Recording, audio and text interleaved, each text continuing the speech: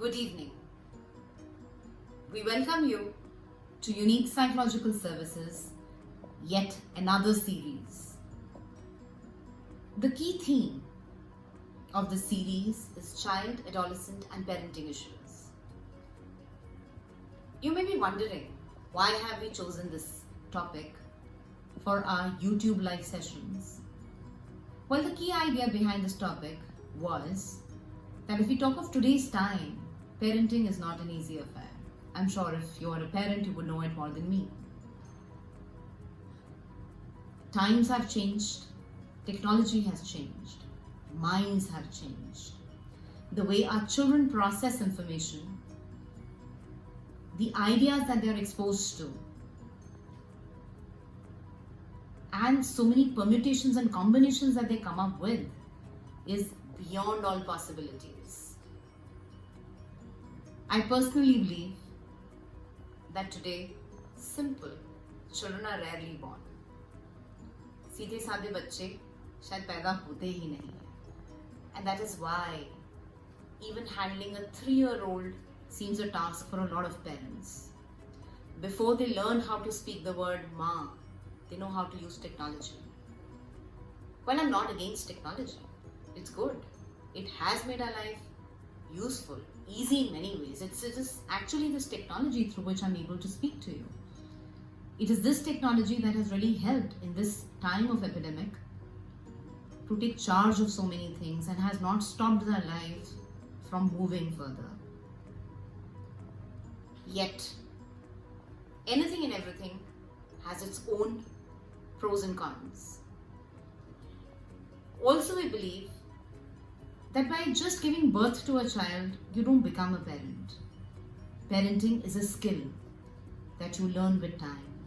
In fact, children make you parents. And I'm sure you'll realize that there is no one-shot formula for it. Each child brings with him or her a unique set of challenges that a parent often has to deal with. It really makes the parent rack their brains, open up books, go seek guidance from Google Baba or for anybody on earth to know how do I handle this. That is why we thought that today we will bring forward one key aspect of parenting and child and adolescent issues that I believe most parents are facing. In fact, the lockdown has made it worse. Therefore, our first episode of child, adolescent and parenting issues is dedicated to the theme responsible use of net. I'm sure the moment I say this, it may ring several bells in your head. It may make you question that we all would want our children to be responsible, not only in their lives, not only in the choices that they make, but also in the use of net and technology or gadgets. And how do I teach that to my kid? It seems such a deadly addiction, a silent addiction that is very gradually seeping in. And at some point, most of us as parents feel very, very helpless. We really don't know how to deal with these issues. We really don't know how do we make our children more responsible. Well, I, Gagandeep Kaur, a clinical psychologist and a child psychologist that has been working for more than 10-12 years in the area of child and adolescent issues at Unique Psychological Services, thought of sharing few views that might come quite handy. So now let's understand, what do we mean by the term internet addiction? What is addiction? Anything that we find ourselves hooked to.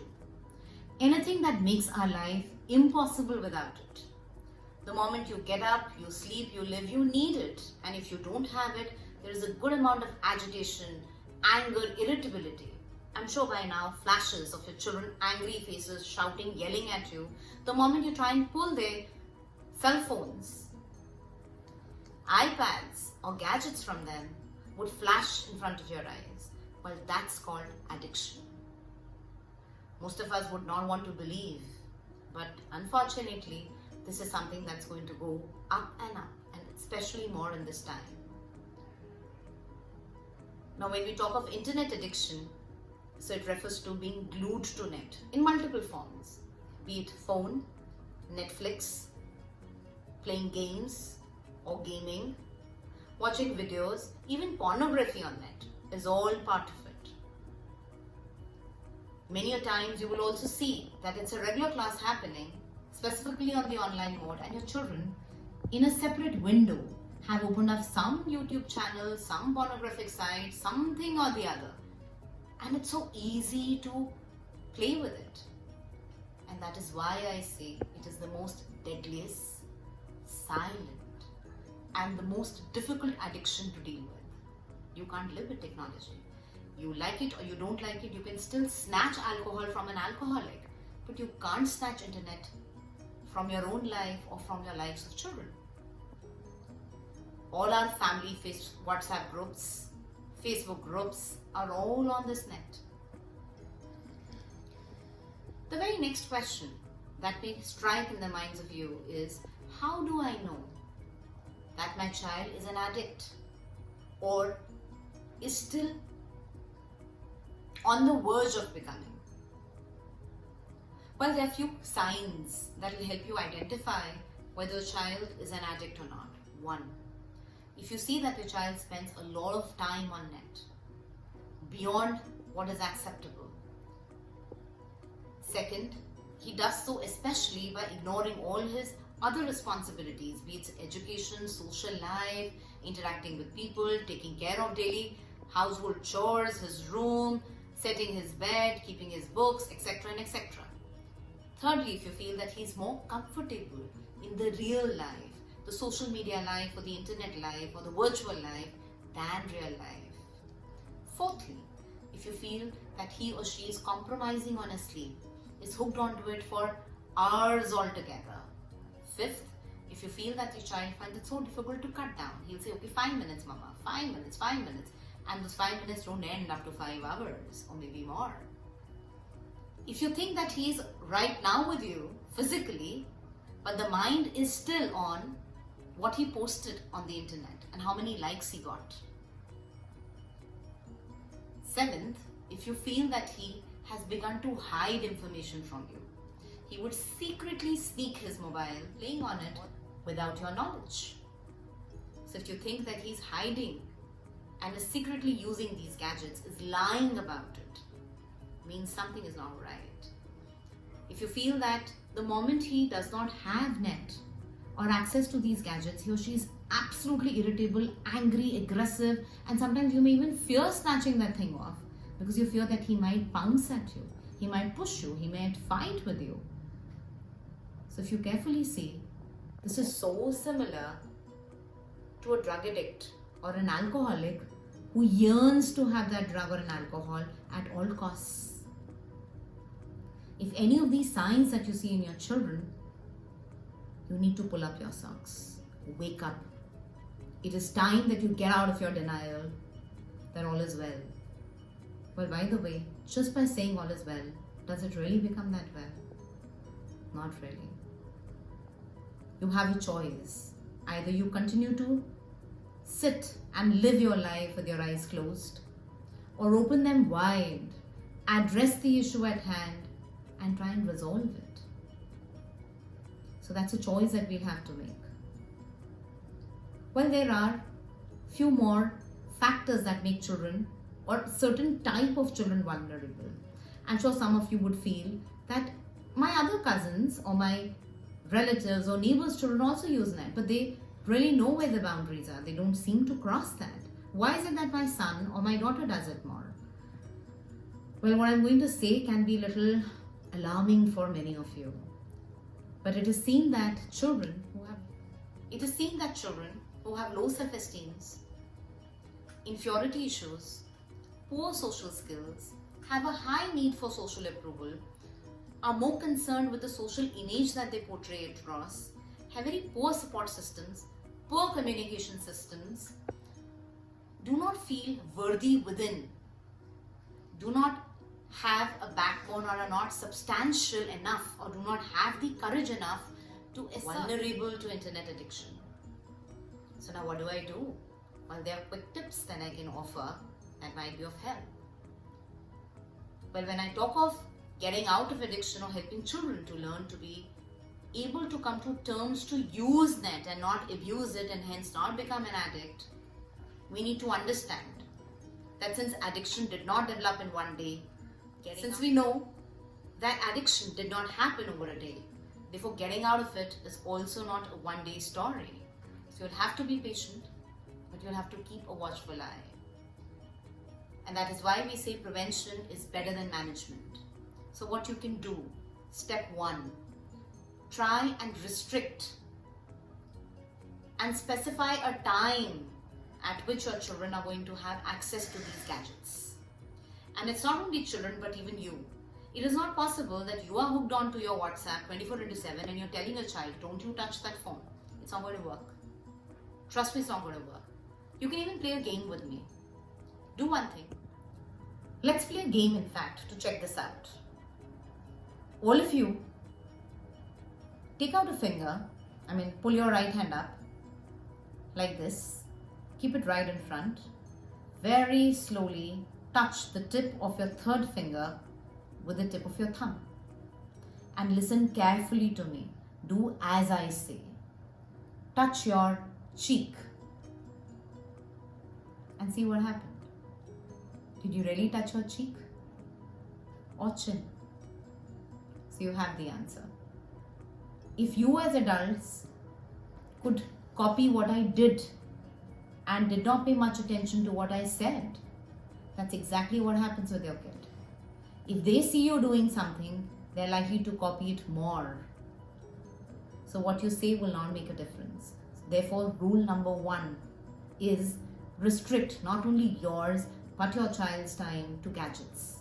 Second, use it at a place where all of you can see what is happening. At least as adults, you can monitor what your child is watching. Third, try and take out some time sitting with your child and watching his videos with him so that there is a sense of communication around it. The need to hide is less. The dialogues are more open. Fourthly, develop a lot of hobbies and interests, guys, that have nothing to do with technology. Although your Ludos, Caroms and chess are also available online, but it's a good idea to get down to that traditional method of board games. A lot of screen time does have a negative effect on your head. It reduces activation in your left hemisphere, which is so important for your language, for your reasoning abilities to develop. So it makes you numb in many ways. Fifthly, try and develop a reading habit in your children. Play some physical games. By physical, I don't always mean an outdoor game. It could be a game in the physical form. It could be playing cards, but in the physical form. Monitor how they put these gadgets to use. Do not reward children with technology. And most importantly, let us all stop making these gadgets as our replacements, as a very good parent of our child. Because as long as children are hooked to them, they don't trouble us. So sometimes we do a bargain.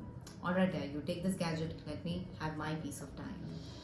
This peace of mind can really ruin your peace for a longer period of time. So next time you yourself hand over a gadget because you want peace in your life, think twice. I'm sure a lot of these tips will make it easy for you to handle your children. In case you still have questions, feel free to log on to our website www.unipsy.in. I repeat, www.unipsy.in. There's so many blogs and other information that are available that you can have access to. Feel free to even call us at 92-502-90502 in case you feel that we at Unique Psychological Services can be of some help to you and can offer a hand that can save your child's life, pull him or her out of this deadly sea of internet addiction. With this, thank you so much. I'm going to see you next week, same time, same day, on another issue related to child, adolescent, and parenting concerns. You can even write to us on all the topics that you want us to talk about, where you as parents feel that some guidance would have really made this journey of parenting a pleasure and more worthwhile and meaningful than a series of challenges. You can also follow us on our Facebook, Instagram, and Twitter channels at Unique Psychological. Thank you so much. Take care, and remember to use things no matter what they are and not to abuse them. Only when you do that would your children follow your footpaths. Take care. Thank you.